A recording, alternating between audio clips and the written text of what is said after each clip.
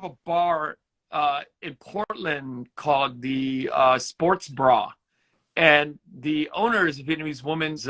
She started, I think, almost a year ago, and it's predominantly programmed for female women's sports. And I thought it was so badass that this person, her name is Jenny Wing. She came up with this bar idea, and it's so brilliant, when you think about it. But Yeah, I mean, give me, so sports. it's only, Yeah, they only cover they only women play women's sports. sports. So I mean, how Okay. genius is that? You right? The first 8 months, I think I read that she did like $1 million in sales. That's a lot of money. Okay. I'm definitely gonna check it out, and I look forward to hearing an Yeah, interview from yeah. you And then and you did her an on the interview with podcast. somebody from Paris. Who tell me about that? Phenomenal conversation. So her name is Linda Nguyen, right? So I thought I spelled it wrong when I first spelled. I was like, is it another unique spelling for Nguyen? But it wasn't actually. So it's the spelling is Ngoun, which is it is a Khmer background of a hair of origin. I'm sorry, and it's most Vietnamese that have grown up or were born in in Cambodia have that Wow. have that last name. So yeah, and so Linda Nguyen is a first generation French born Vietnamese.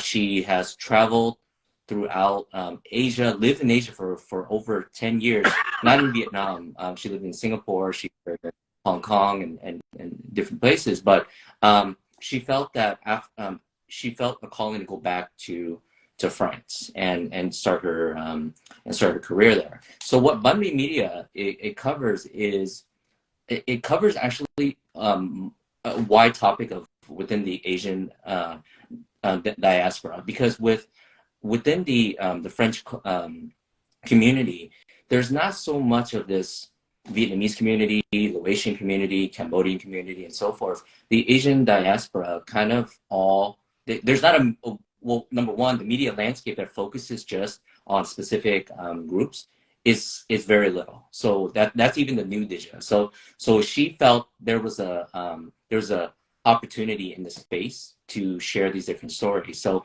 Bunmi Media started off as a podcast, and she's going on 3 seasons. But it also started. She started getting into video content, and that's kind of how she evolved her brand and her media brand. And um, phenomenal, just a great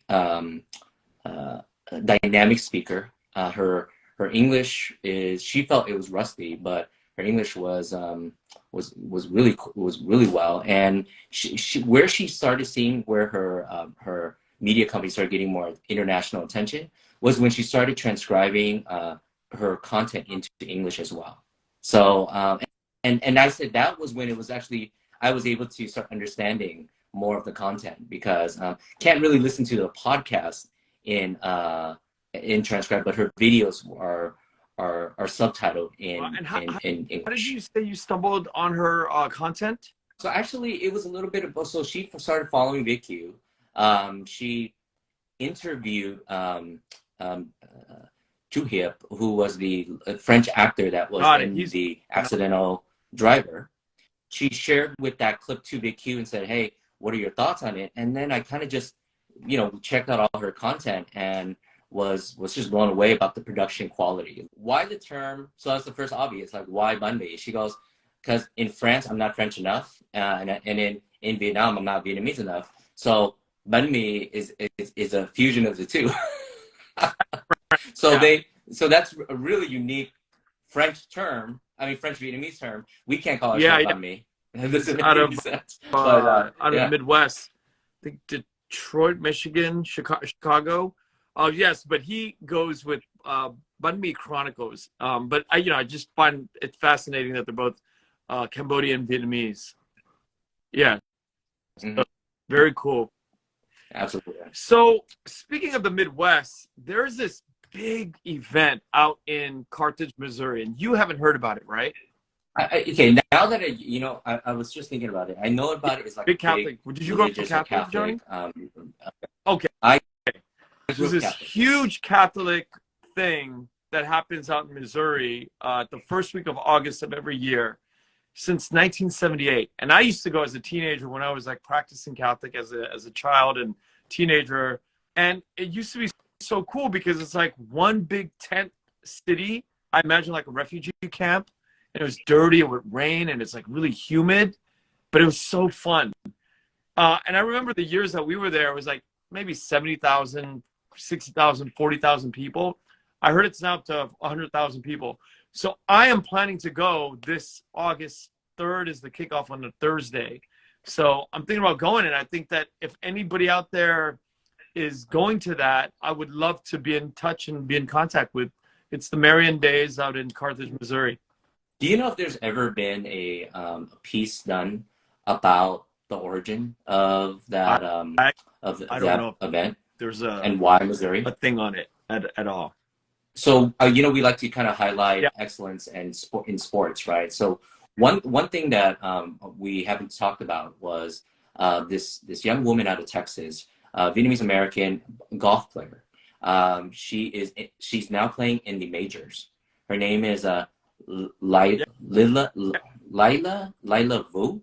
I first heard about her actually when she entered her first major in Thailand. I happened to be in Vietnam at the time, and then all of a sudden there's all this noise about this Vietnamese American girl beating one of the best players out in Thailand, right? And then she just recently last month in her home state of Texas, she once again took she won that tournament as well. So I've learned that not only here in California, there's a lot of growing numbers of players in golf, but also in Vietnam. One of the other things that stood out to me was the beyond tennis, which was I grew up seeing a lot more tennis players. I see a ton of people playing now golf, and also the fashion Blown up. of golf has been yeah, and so going to when things are really trending when you go to like Jumbentan, right, and you see nothing but that style. So I was blown away that golf has become such a has grown so much in Vietnam, but also just to know that there's somebody in the majors here that is competing at that high big news. high level. I've reached out to her too, and I haven't heard back yet, but that's big news. And then to kind of follow up on that, and there's a lot to say actually about the women athletes, man. There's a young woman named Jeannie Nguyen who is competed in Muay Thai, all right, and she ended up winning her class and representing Team USA at the international competition that happened just recently in Thailand, which is like the origin of Muay Thai. But I reached out to her, and she's going to grant me an interview, which I'm just a quick quick thought on that is my buddy Jackson Nguyen, who you've also spoken to. He's going to actually help me put together a segment and advise me to kind of put together a segment that with his 18 years of knowledge, right? Because just for those of you who don't know a little bit about Jackson Nguyen, he is a veteran in the unscripted category as an executive producer and showrunner. He primarily focuses on athletes, actually. He's done combat sport like UFC. He's done boxing with Floyd Mayweather and Manny Pacquiao. So that whole world is where he built his career on. So I told him, imagine if we had like a series where we focus on these exceptional athletes and we do it at a high level. Because when I had my conversations with him about Johnny Juzang and Jalen Williams and the Gonzaga twins, the Trung twins and so forth, he's like, man, you know what? You're bringing me into a whole new world, and these stories could be very inspirational if done right. So I told him about this young lady, Jeannie Nguyen, and so I'm going to take this opportunity while I speak to her to also develop kind of a 5-minute piece where we can kind of highlight why she chose Muay Thai and what it was like to compete at, You know, at the Olympic level. had lunch today with two guys, Fred Lay and Andy Van. They both created Embarrassed by Night. It's a comedy thing, and they just recently did 626 Laugh Market, another parody comedy event. And we talked about this idea of having a big comedy event.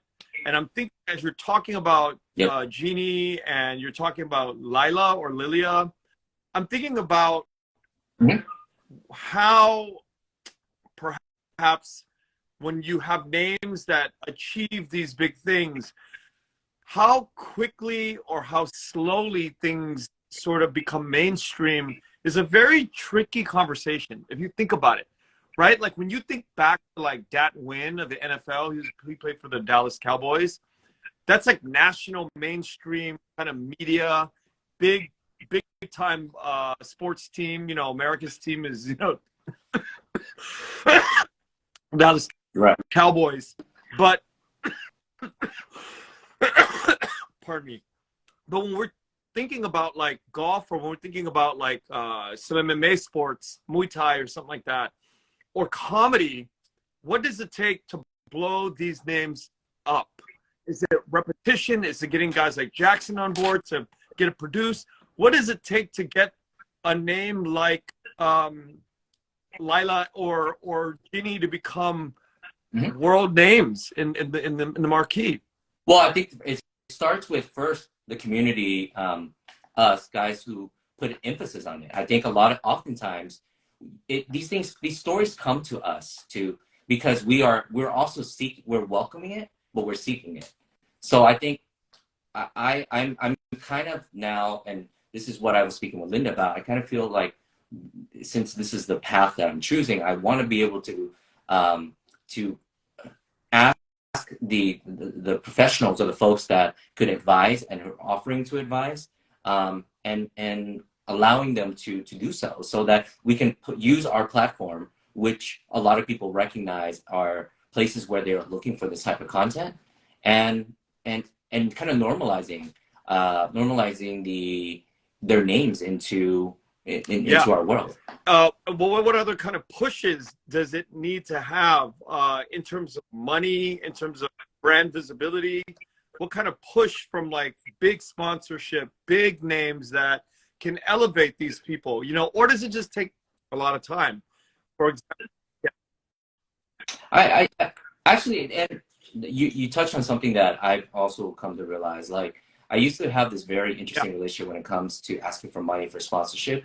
But what I've learned, especially working really closely with, I do sit on one of the nonprofit 501c6, and what I've learned is sponsorship is actually a good form of support, right? And the only way for any kind of movement, any kind of collective voice, any kind of growth to happen, people need to show the support by contributing. And once I realized that asking for the money I've you know, because everyone hates just being the guy, right, to go ask for money. But what I've learned is I've changed my viewpoint on that. And what I'm getting at is it's really important with our platforms to find sponsorships for these types of segments so that we could produce high quality products or projects for them, and be able to media buy and put them out into into other media platforms, right? Like, for example, you know, the Jeremy Tran interview that you did with for Goat House. What keeps Goat House going really is they're getting so much financial donations and support, and not all of it is for nonprofit. A lot of it is also obviously for, you're investing into the creative arts, you're investing into entrepreneurship, like, but you just have, they see the value in coming together and advocating and financing these projects. That's what I feel is going to be where it's going to shift my platform, your platform, Linda's platform, and so forth to get to the next level. So because then if we bring all of our communities together and our platforms end up being recognized in that level, the mainstream media will come to us and go, hey, we're picking up this segment from our Clearly, it's happening with our Gold collective House. programs. Clearly, you know, you got the big studios coming to them, getting their blessing, getting their approval, kissing their ring, and it's beautiful to watch. It's just beautiful to watch that thing. It's insane. Like after Gold Gala, I was like, the announcement they made was I felt incredibly proud for that group because WME, I believe they announced a partnership with them. They have this $10 million creative fund that is, and the board of advisors on that is top notch. So yeah, I mean, I think success breeds success, and I think that was kind of the secret formula I would say that Jackson shared with me. He goes, when I approach these stories, people love to connect with these fighters, because at the end of the day, it's hard work. It's showing the hard work. It's showing the why. It's hitting all those notes, and it's not easy to do. So you cover the adversity, and then you cover the continual motivations as to why they chose. Yeah, and I think such a hard we path. talk about this all the time in the early years. You and I, we talk about how difficult it is to be consistent in the path that we're doing, because nobody gives a fuck. Mm-hmm. Nobody cares. In the beginning, nobody is really watching, and nobody really tunes in until you just you get good at this, and you just, like you and I, we're doing this. And it's great because, you and I can catch up. It's a wonderful thing that we're recording and practicing. But the important part of what we're doing is the muscle of consistency. Like the Japanese, the Koreans, the Israelis, it's constant working at the craft of, talking to each other, sounding and figuring out what's interesting and what is the weekly recap and what we're going to do to get the cool topics. That's what Gold House had to do for all these years, right? They had to find the things that worked, the things that didn't work, and they stayed with it, man. And that's the beauty of Gold House and what they've done. You don't lose if you don't give up. You just gotta keep pushing. You don't lose if you don't give up. That's so 100%. You'll never lose if you don't give up, because in the end, something will give, and you'll get to where you need to go eventually. Last thing I'm going to want to touch about, at least over on the other side of the world, the story is interesting because it's around the topic of the growth of hip hop in Vietnam, right? And so there was a program that was a licensed program from Thailand called The Rapper, and they brought that over to Vietnam, and the local name is Rap Viet. Very wildly successful. The first two seasons, season one was an incredible hit. It was probably a similar hit like what The Voice was here in America, right? But one of the things that they've always, a lot of the folks that follow rap music was, why wasn't there any representation from the VQ community? And let me expand on why that's important. Rap was not something, the rap genre was not something known at all, like in the 90s or 2000s in Vietnam. In fact, it was, but to Vietnamese Americans, so the first kind of form here in America that I felt from the kids like me from the first generation was actually hip hop, because hip hop and rap was really prominent back in my junior high days, because it was a time of survival. So I felt like gangster rap or rap was such a it was so popularized with and so adopted with Vietnamese Americans that it gave birth to some of the originals of Vietnamese rap, which is a guy by the name of Thai Viet G. He's a Vietnamese American who was famous for the song called Vietnamese Gang. So in season 3, he was actually invited back. And the reaction from the local community and the seasoned rappers was He was nothing but OG, respect. right? It was I heard he's the guy who he was brought an OG, so it was like rap to Vietnam. correct. And you know, he's and for those who don't know, he actually has done collaborations with the Queen of Hip Hop over there, which is Suboy. He's done stuff with some other notable names, but I think it was in this point in his career, I think he felt the calling that he wanted his voice for this to inspire this next generation, whether it's Vietnamese or, from Vietnam or and continue to be a name that people in the hip hop world in both the Asian Americans and Vietnamese Americans highly respect. So it's a cool site. The season starts officially next week. I'm super excited about it, and I got a chance to actually meet the producers while I was in Vietnam. So let's see how this refresh with a Vietnamese American now sitting in the coach chair is going to be.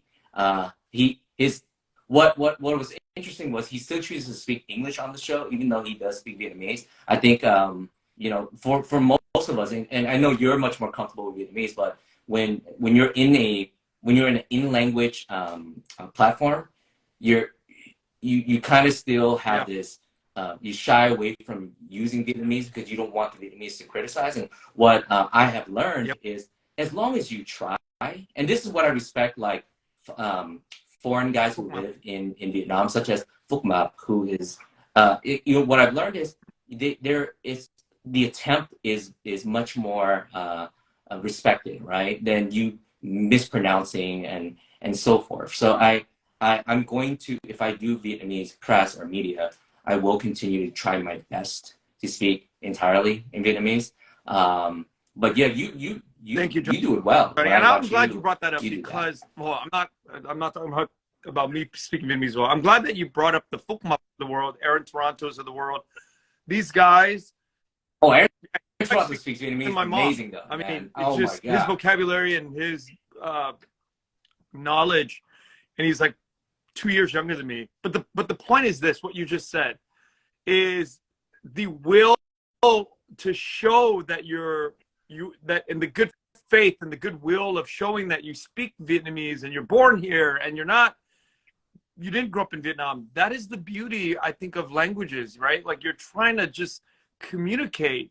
And I think native speakers who are from Vietnam look at us and it warms their heart, right?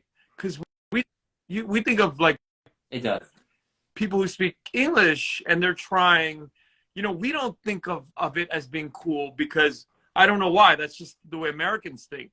But I think when Vietnam hears their own children from out the diaspora, children of the diaspora, or white people speak Vietnamese, it warms their heart in a very special way. And I think that's a very beautiful point that you brought up, that we should always be trying to speak it. And even if there's somebody who puts us down, who cares? You know, we're just, this is our mother tongue. We should be encouraged to speak it. I've been finding the language to be a lot more. I have a bit stronger connection with it. It's and it, yeah. I'm trying more. Now, more where can we to speak find it when Rap I can. Viet, the third season? Is it always on YouTube? How do they? I mean, for us, they try. I think they try to do it on an app, but most folks don't want. Most folks don't like to download an app to watch, so I think they brought it right back on YouTube, or I hope so. You can tune in live when it goes on, which is usually on the weekends, Saturday morning our time.